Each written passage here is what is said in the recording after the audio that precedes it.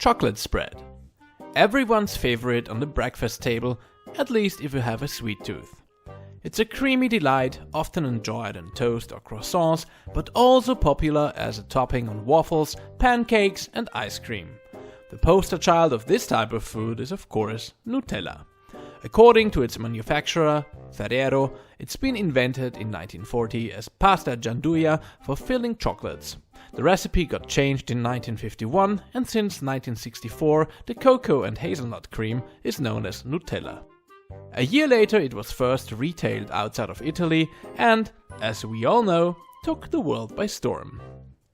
But it's not exactly a healthy delight. In fact, Nutella contains pretty massive amounts of fat and sugar.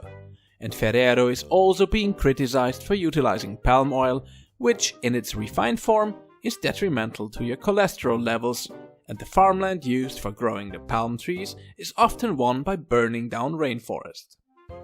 A little side note here, since I'm not keen on being sued by an international food corporation, Ferrero claims that 100% of the palm oil they use can be traced back to sustainable plantations in different countries, none of which were created by deforestation. But back to topic. Nutella is not the only chocolate-based spread that contains problematic amounts of fat and sugar.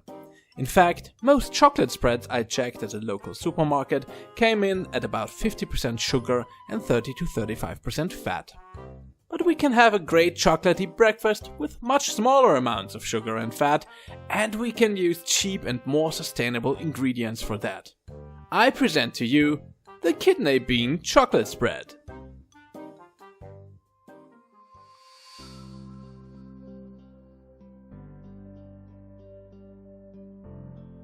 You will need 250 grams of pre-cooked or steamed kidney beans, which should be about the net weight of a small can. 35 grams of vegan butter, ideally one without palm oil. Using dairy butter should work too, if you prefer that. The butter is needed both for taste as well as for better creaminess. Also prepare some vanilla paste or vanilla extract as well as powdered sugar. We also require some cocoa powder. Make sure to use pure cocoa with no added sugar. Also needed are 3 tablespoons or about 15 milliliters of neutral plant oil, which will help with mixing and also improve the texture of the spread.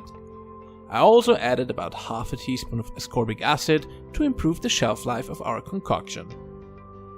To prepare it all, we will need a blender. Don't make the mistake I made and use a proper blender instead of the smoothie maker. Otherwise, as you will soon witness, the preparation can become a bit of a messy struggle.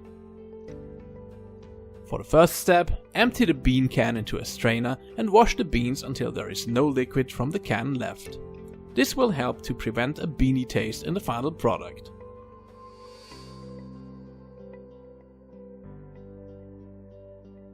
Next, prepare the base. Add the beans, the vegan butter, the plant oil and the ascorbic acid to the blender and work on it until it becomes a rough paste.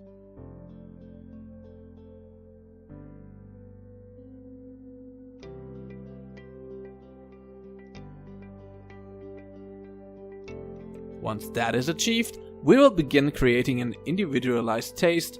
I started with half a tablespoon of my relatively mild vanilla paste and 1.5 tablespoons of both cocoa powder and powdered sugar.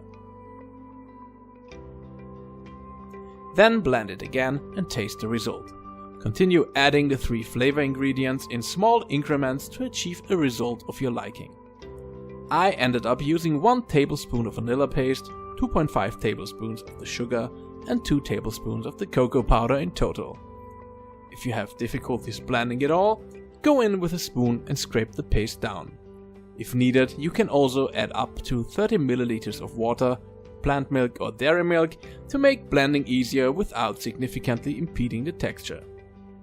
I used the 250 watt smoothie mixer, thinking it should be up to the task. Unfortunately, both the performance and the shape of its container were rather detrimental to my endeavors, which forced me to manually help out with the spoon many times. That is a freaking mess.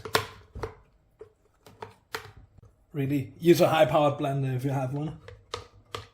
Doing this in a smoothie maker is kind of very impractical. But we're getting there. We're getting there! It's all for great food science after all.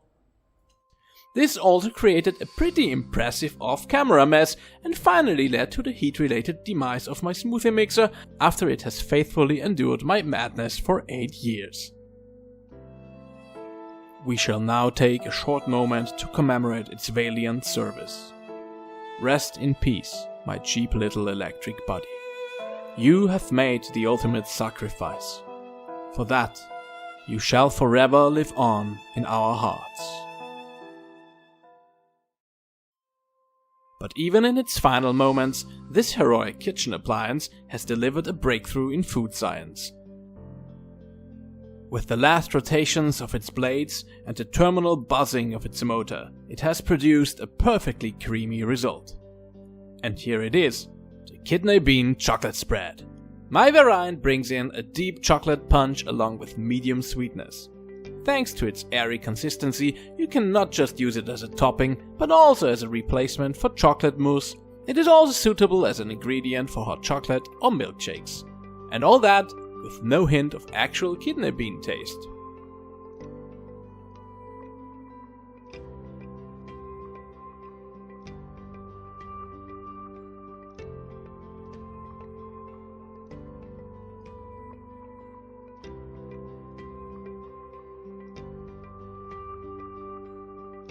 I have also done the calculations regarding the fat and sugar content, compared to Nutella.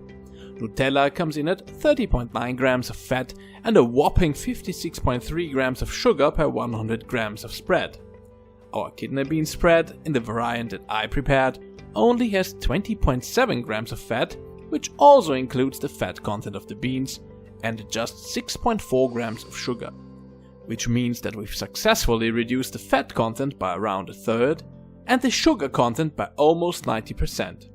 And all that without sacrificing great taste or texture. If you like this video, please subscribe to my channel and hit the bell icon so you will be notified when I upload my next experiment.